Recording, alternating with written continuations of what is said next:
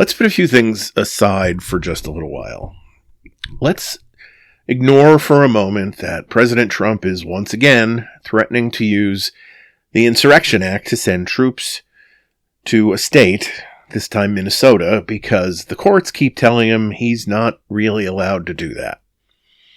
Let's put out of our minds that a majority of the GOP and its MAGA faithful are still insisting that Renee Good was a deranged lunatic and that the ICE officer who shot her was some kind of action movie hero.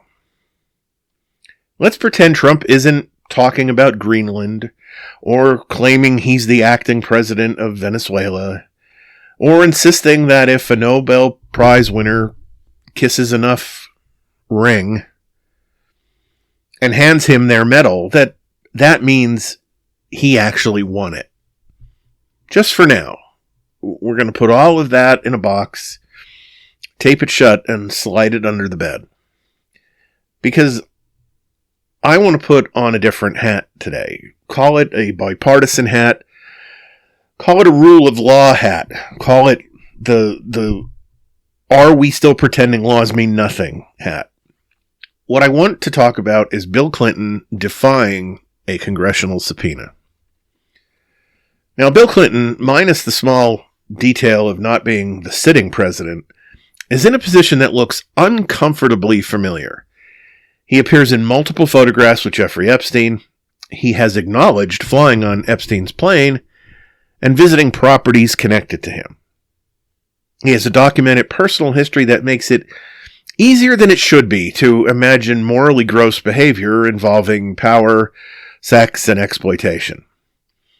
And, like Donald Trump, his refusal to be fully transparent about the Epstein files does not exactly scream innocence to any person operating with even a teaspoon of common sense. So yes, he's defying the subpoena. And that brings us to the real question. What is a congressional subpoena? What power is it supposed to have? And why does Congress suddenly seem allergic to enforcing the authority the Constitution gave it?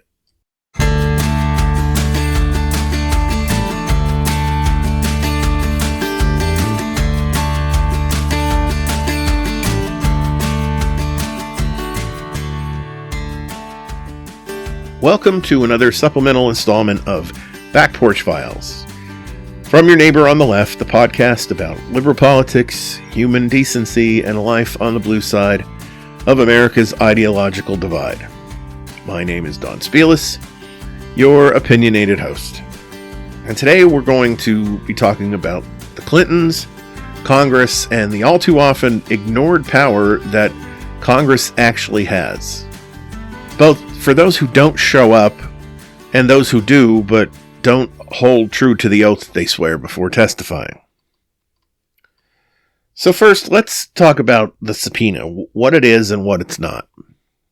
We'll start with the basics, because this one is one of those things that gets talked about a lot, but understood not very well. A congressional subpoena is not simply a polite request.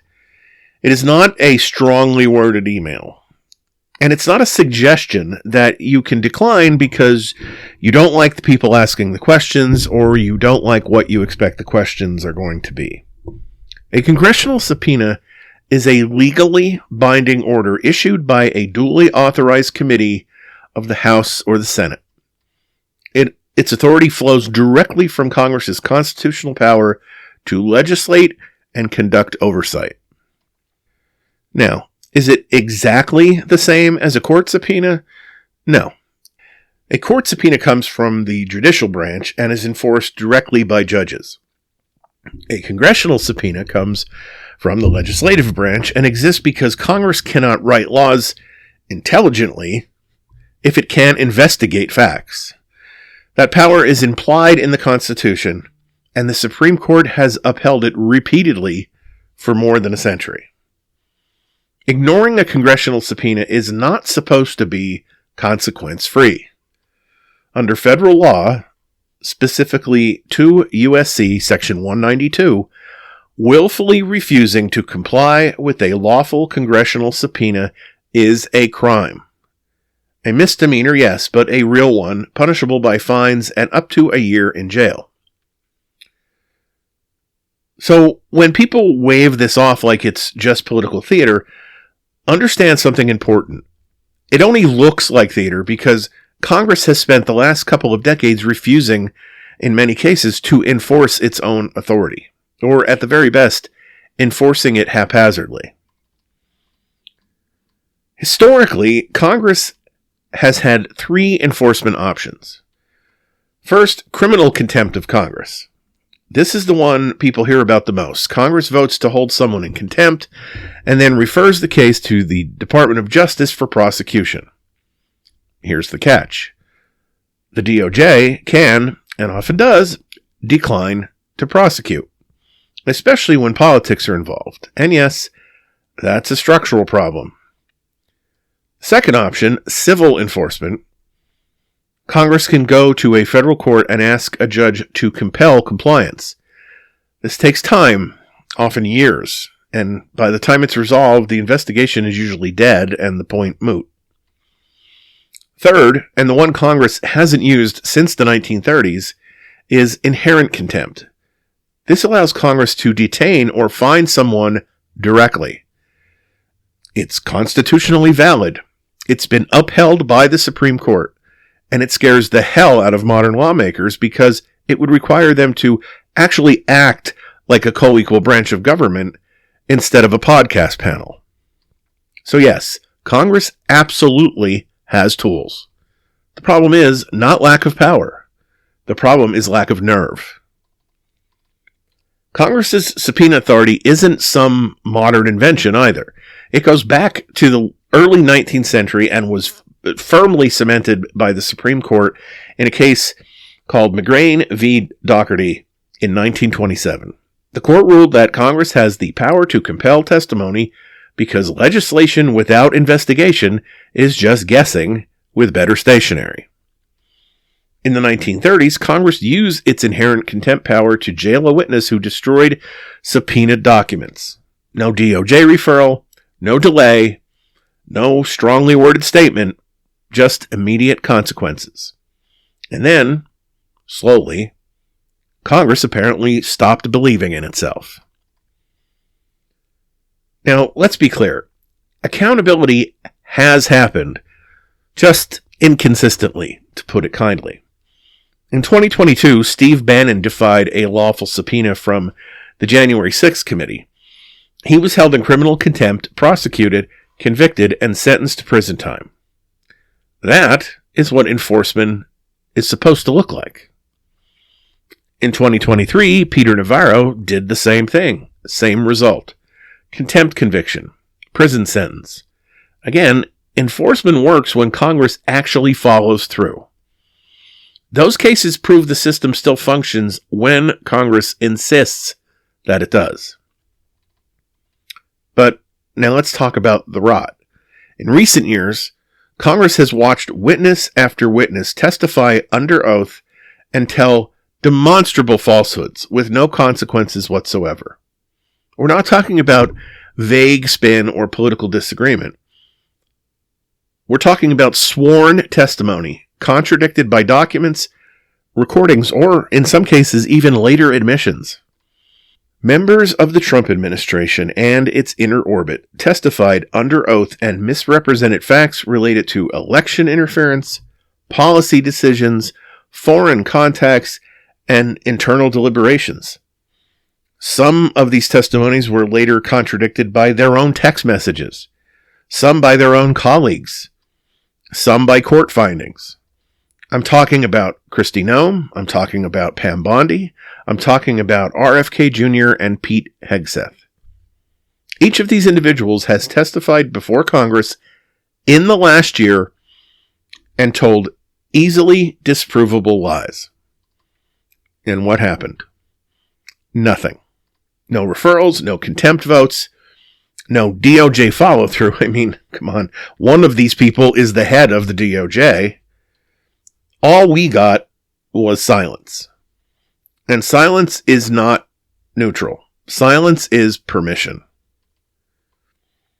There are a few theories, and none of them are flattering, as to why people aren't being held accountable. One of them is political fear. Members of Congress are terrified of escalation. They enforce their powers today. The other party might do it tomorrow. So instead, they agree, informally, to do nothing. The second one is institutional decay. Congress has slowly surrendered its authority to the executive and the judicial branches. Enforcing subpoenas would require effort, unity, and dare I say, spine. Three things modern Congress treats like optional accessories. And third, the normalization of lawlessness. After years of watching powerful people skate without consequences, lawmakers have absorbed the lesson. Enforcement is inconvenient, messy, and politically risky, and often pointless. So they avoid it. Now, we arrive at the Clintons. Bill Clinton was subpoenaed to testify under oath regarding his relationship with Jeffrey Epstein. He is not complying, and his wife, Hillary, has followed suit. Their defense boils down to this: the subpoena is unfair, politically motivated, and therefore ignorable. Now, that argument would be laughed out of court if it came from anyone without a former Oval Office resume. I mean, how does one prove something is unfair? Congress is now threatening contempt proceedings, and here's where things get interesting. Because if Congress actually follows through, really follows through, it will be forced to confront its own hypocrisy. If Congress holds the Clintons accountable, it will look to some like selective enforcement. Why now? Why them? And that question has a brutal answer. Because Congress has failed to act before. But here's the thing. Failure in the past is not a justification for failure now. In fact, if Congress wants any moral authority to demand accountability from Donald Trump or anyone else tied to Epstein, it must apply the law evenly. That means no Democratic exceptions, no Republican immunities, no sacred cows. This is where I land. Congress should pursue contempt charges against the Clintons. Not because they're Democrats, not because it's politically convenient, but because the subpoena was lawful, the refusal was willful, and the rule of law doesn't work if it only applies to people we dislike. If we want Epstein's enablers exposed, all of them, then accountability cannot be partisan. It has to be boring, procedural, and relentless. To be blunt, Trump wants Democrats to fight for Bill Clinton to be ignored, if not outright absolved, for anything related to Epstein. Because if that happens, it gives him ammunition to make himself appear above the fray as well. He wants to be able to say, what about Clinton? If Clinton is held accountable, Donald Trump loses one annoying deflection argument. Moreover, if I'm being totally honest, Congress needs to subpoena Trump as well. And before you say they can't, look it up. They most certainly can. Anyone and everyone deemed involved should be subpoenaed. Because the moment we say, except for this guy, we've already lost. And if that means some powerful people we once admired, regardless of what side of the aisle you're admiring people on, have to answer uncomfortable questions under oath, good. That's what justice is supposed to look like. All right, so that wraps up this week's version of Back Porch Files from your neighbor on the left. I want to thank you once again for taking the time to download and listen to this episode. And once again, plead that you would reach out and make some comments and some critiques and whatever else you'd like to share with the podcast. You can do so by using any of the social media platforms that the podcast uses. The links for all of those are on the Linktree page, and the address of the Linktree page is in the episode description. You can also contact the podcast via email. The email address is neighboroTleftpodcast@gmail.com. We'll be back on Tuesday with another full episode of Your Neighbor on the Left. Until then, stay engaged, stay kind, and have the kind of week you'd wish for others.